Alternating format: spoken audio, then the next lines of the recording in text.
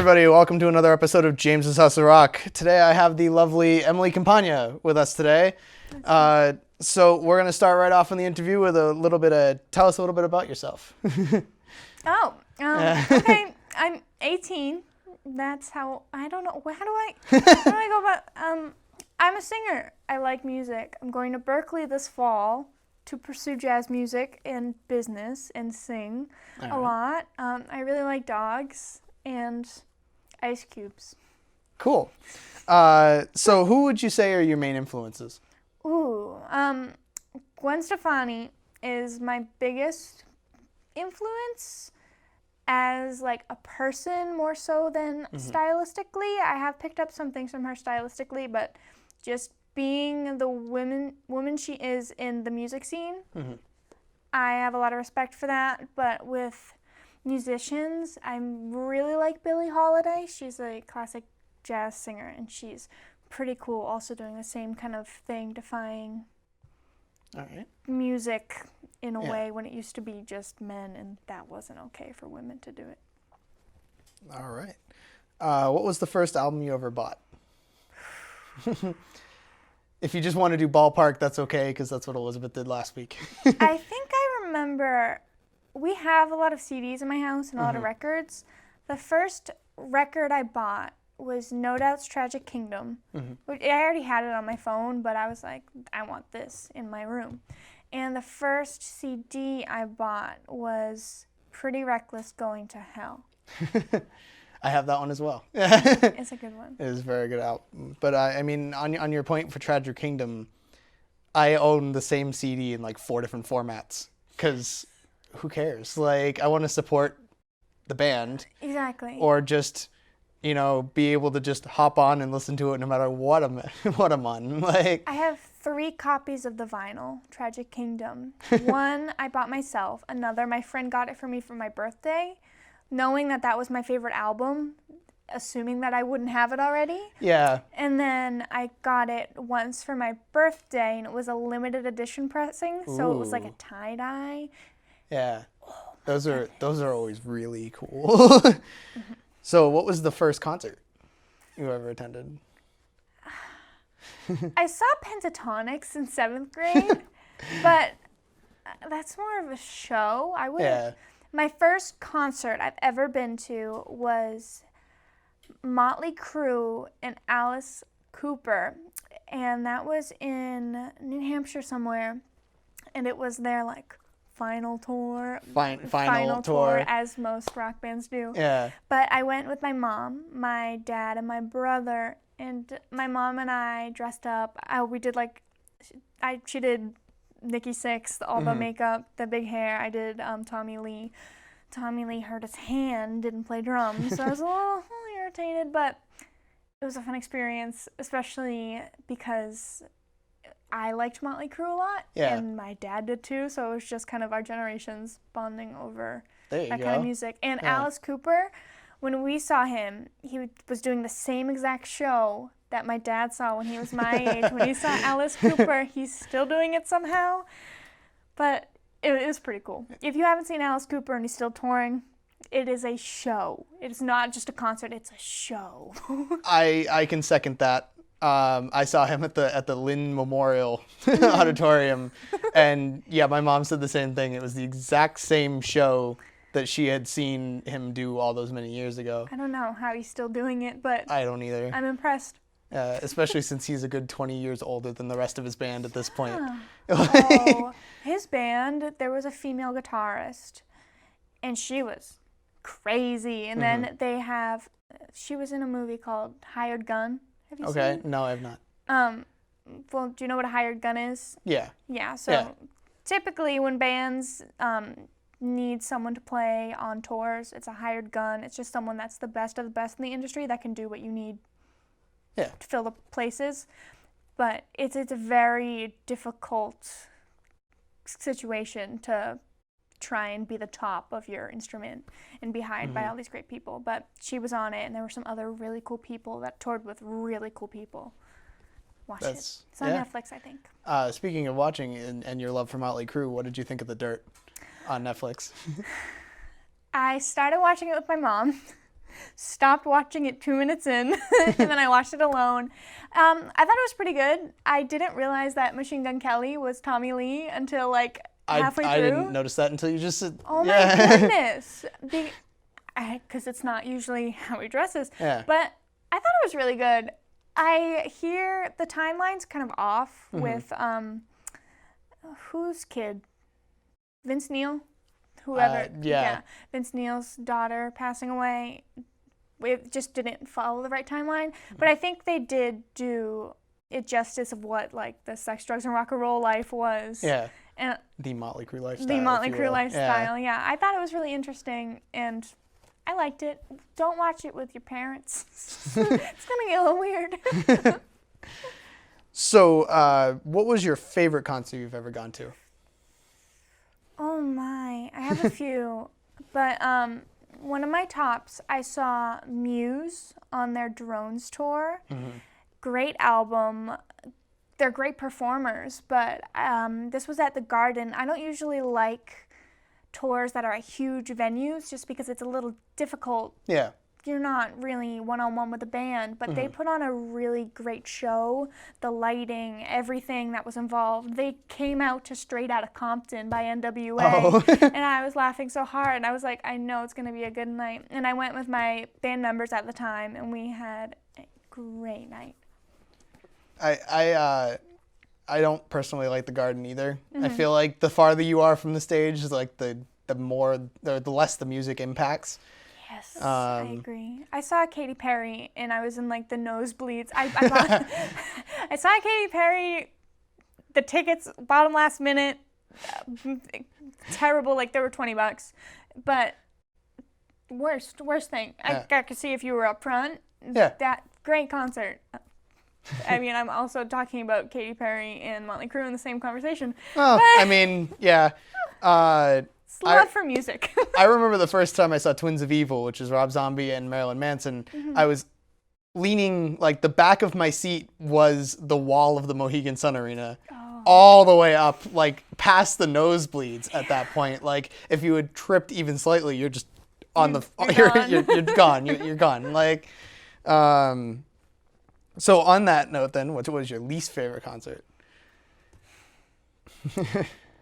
Oh my. I hate to say this, but my least favorite concert to date was when I saw Tool.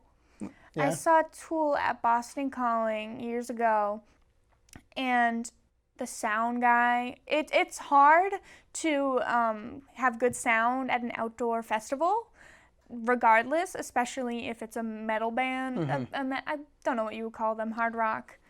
Metal counts, sure. Don't find me if you don't agree with that. But it's loud. It was all muffled, and the singer was not on his game. He was like the whole time, and the experience wasn't great. I wouldn't have stayed all night if I knew it was going to be like that. Yeah, no, I've left a couple of concerts early because I'm like, yeah, this isn't going to be what I think it is. Yeah. Disturbed was one of those. Really? I saw Breaking Benjamin and Disturbed, and wow, he's out of shape, man. He can barely keep up with like the lyrics or anything now. And not to mention, I don't quite like Disturbed anyway. I went for, it was Breaking Benjamin, Saint Asonia, and Alter Bridge. Okay. So it was a great opening, and then Disturbed. So moving away from concerts, what was it like forming Insight, or even you can extend that out to your other band, Don't Call Me Honey? Okay, Insight. That was a while ago. Insight was, before it was Insight, there were a bunch of boys that were in a band before I was going to join them, but I was playing a show at the Hard Rock. We just had a cover show, Hard Rock Cafe in Boston, and they were in the audience, and they scoped me out, and they caught me in the green room, and they were like, we like your sound, we like how you perform. And I was like 14, 15. Yeah. And they were like, do you want to do something fun with this? Do you want to do some music, like record some stuff? And I was like, yeah. Yes. Me at 14 being like, I want to be a rock star. I was like, yeah, Mom. And my mom was like, calm down, Emily. And 2 years later, we started writing. Well, before that, we had an EP out, and we started playing all over, and it was a great experience. My life was so fast paced at that point. It's almost a blur, but I remember having so much fun being like immersed in music all the time with people who liked it the same amount as I did. That sounds pretty cool. So on the playing all around, what was your favorite or least favorite show you've ever played personally? My favorite show. I played at the Regent Theater a few times, and I also played at the Sinclair. The Sinclair's my favorite. The venue is gorgeous. It makes you feel like you're in an old venue, but it's not that old. Yeah. And it's just the sound, the lights, being on like an actual stage, an actual venue that like my favorite people play at was crazy. In the Regent Theater, that's where Arlington, it's where my father grew up. Yeah. And it's just like he came, took my mom on dates here, and it's like I'm playing on this huge stage. That is strange. Yeah. That must be a strange feeling. Yeah, my dad was like, different. Yeah. But I'd say those are my favorite places to play. My least favorite place? I'm not sure. I've played any terrible places. If it's outside and it's hot. I remember playing at your backyard. I knew you were going to bring that up as soon as you said hot. Yeah. Well, it was fun. It was very hot that day. Yeah, it was James's dad's birthday, and I had a lot of fun. I just don't do well in the heat, so it was like a 15-minute set. Emily has to sit down because it's so hot. But that's anywhere. If you just provide heat and you're like, Emily, sit outside in it and sing, and I'd be like, no. So this might get a little bit more here. Which band was a better experience, Insight or Don't Call Me Honey? You can go all out if you want. Okay. It's really hard to compare the two because my best friend Julia Feist is my member in Don't Call Me Honey, and we just played small gigs, just me, my uke, her piano, and it was a completely different experience than playing with 4 guys and like writing music, recording music actively.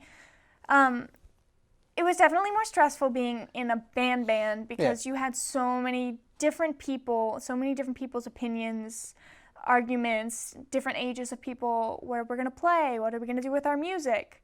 Just decisions that were a little more complicated than, hey, Julia, want to go on this gig? Sure. They'll pay us $75. Cool. We'll go to Chili's after. Yeah. When you have like a band account and you're playing Canopy Lake Park, and it's like, how are we going to... And a lot of us weren't old enough to have make these big decisions, and like we couldn't drive. Like it's just harder. But with Julia, it was a lot more laid back because it's just friends playing music, enjoying life. But I would not say that I would give up being an Insight because I learned so much through that experience. Yeah. I know if we were a little older and we knew what we wanted to do, we would probably still be going. Yeah. But college happened for some of the boys, and we wanted to explore different things. It was not like a angry thing, but I know that if we had evolved more and communicated more and weren't still in school, that it might have ended a little differently. That might have helped. Yes. So obviously Julia is also away furthering her education as well, but do you expect anything further to come from Don't Call Me Honey, perhaps an EP from you guys as well? Honestly, I would love to see that happen. Because I'm going to be at Berkeley, I'm going to have so much music around me. Yeah. So I plan to start writing some more. I'm already writing now, but I plan to start writing some more, and maybe in the future, Julia would like to like sleep over a few nights and bang out an EP and just go for it. But it's just a little hard because she's in college in Maine. Doing German and some other majors, but that's what stuck out to me, and I think that's crazy. That is strange. And I think she's doing something with science, but it's just hard because of the distance and just where we are in life right now. But I definitely, we're lifelong friends. It doesn't matter how much we see each other. It's just she's always going to be there for me. I'm always going to be there for her. That's what I feel, and I love that. Yeah. But not right now. We're not focusing on anything, but in the future, I would not be surprised. Okay. Well, then we'll maybe keep an eye out. But so on the note of an EP, what was like the process behind recording your first EP? Okay, so I wrote a song, just me and my ukulele, and it was like one of the first songs I've written, and it was a completely different song than what it is now.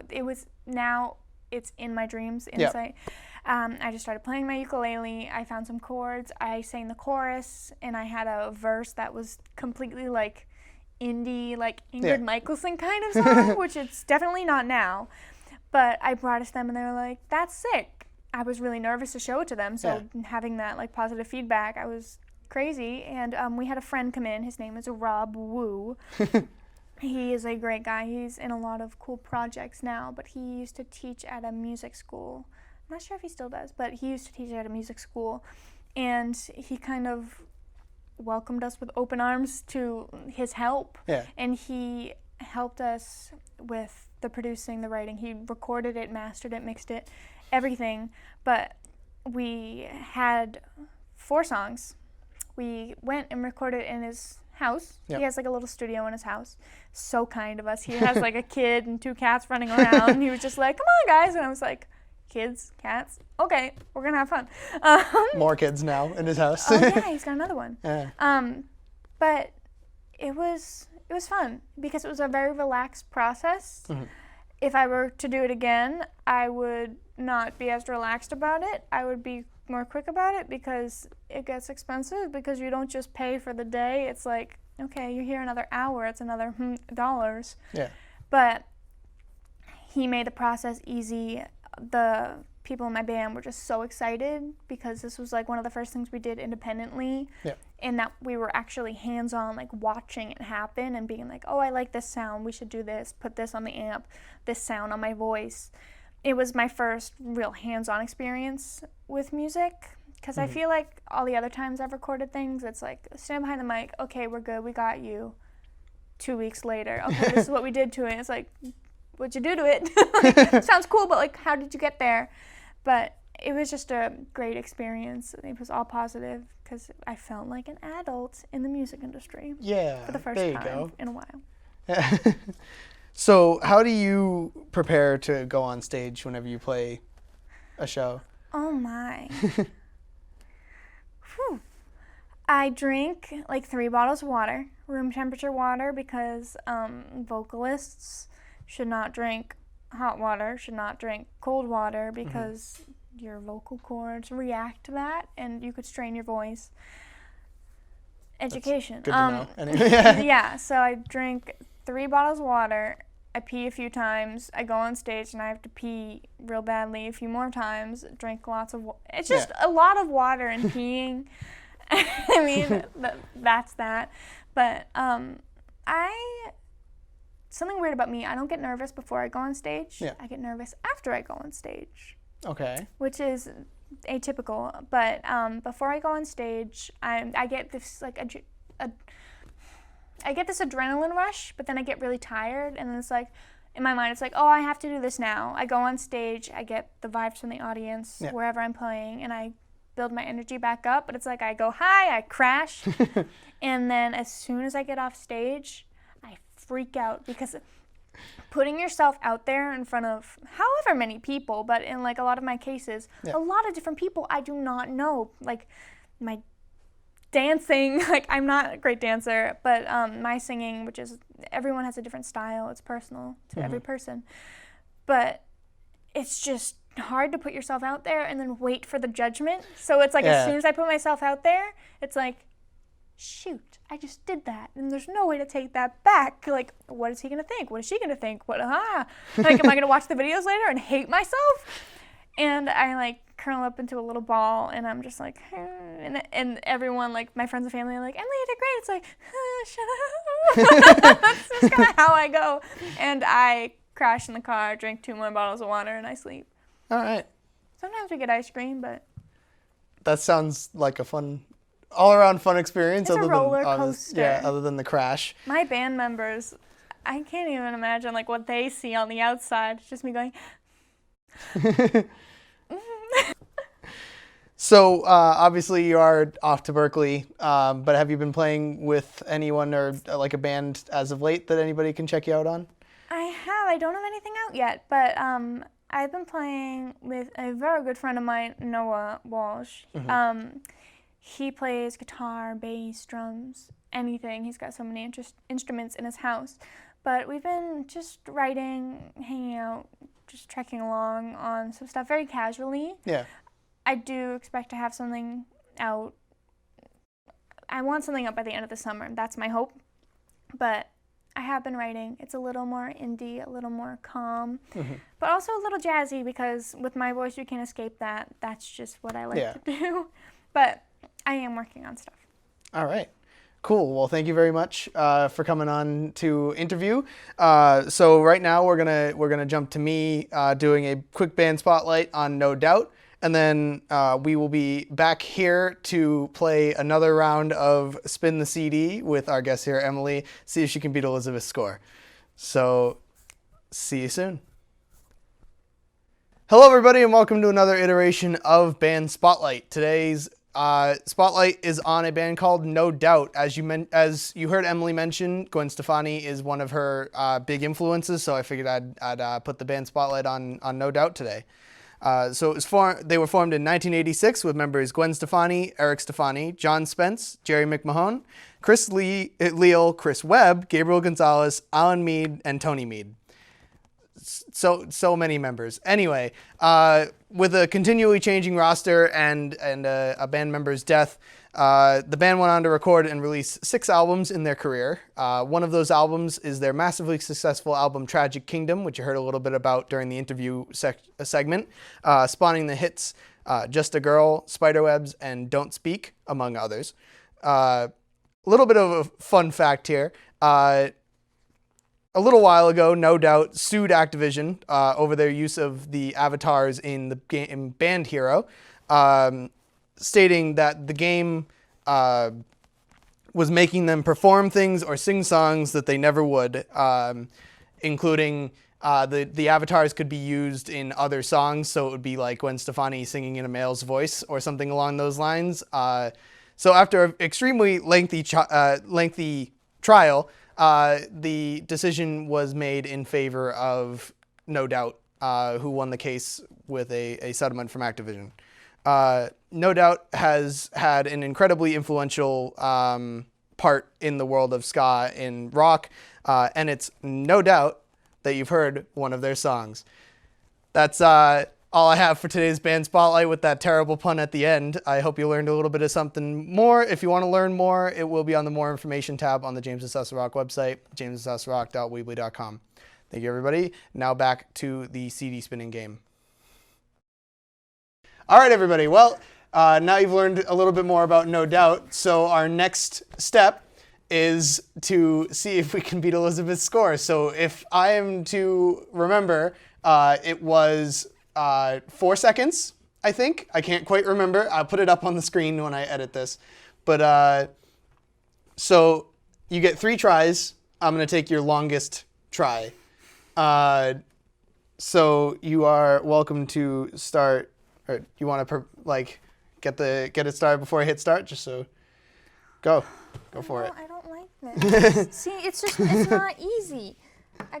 You have to. Oh. That was pretty good. That was 3 seconds. Elizabeth. No. Almost 5. So you guys might be comparable. I have Elizabeth's written down somewhere. But Is this the same CD that Elizabeth used? it is not. Does that matter? Well, I'll edit this out if I need this to. might be rigged. That one's not rigged. I can promise you that one. Oh, maybe that was the way to do it. Okay, interesting. Well, future contestants, you can use that method, or you can come back to defend your title. I'm considering doing like one final thing where all the guests, if they want to, can come try again. I'll be practicing. But we'll we'll see about that. All right. So next up, we're going to throw it back to just me to do our album review corner, this time reviewing her EP, Insight. Wow, wow, wow. Hello, everybody, and welcome to another installment in the album review corner. Today's is the Insight EP. So the Insight was a band that our guest on today's episode, Emily Campagna, was a part of a number of years ago. And I've honestly never heard anything more professional come from a band with people their age. I've played it for a number of like my family members, or even the director right here, Nick, who did not realize that it wasn't a professional recording and that it was a person my age. And honestly, I absolutely recommend that you guys check it out. Highlight songs is It's Been 3 Years and In My Dreams, as Emily had mentioned or talked about earlier. And you can find that on Spotify, or as previously mentioned on the More Information tab of the James House of Rock website. But it is absolutely essential that you guys check this out. It's really, really cool. You'll really enjoy it. You'll be playing it for days. Thank you for coming to this installment of Album Review Corner, and I'm going to throw it back to myself for some closing remarks and today's daily recommendation. Welcome back, everyone. I hope you learned a little bit more about the EP and have now a new thing to look into. So very happy that you guys could all join us here today. Thank you very much, Emily, for coming on the show here. And our daily recommendation that we're closing the show off with today is a band called Whale Watch on Spotify. They have an album and an EP out right now, both absolutely fantastic. You can find the links to those either in the description below if you're on YouTube here, or on the More Information tab on the James House of Rock website, jameshouseofrock.weebly.com. Thank you all so much, and I will see you on the next episode.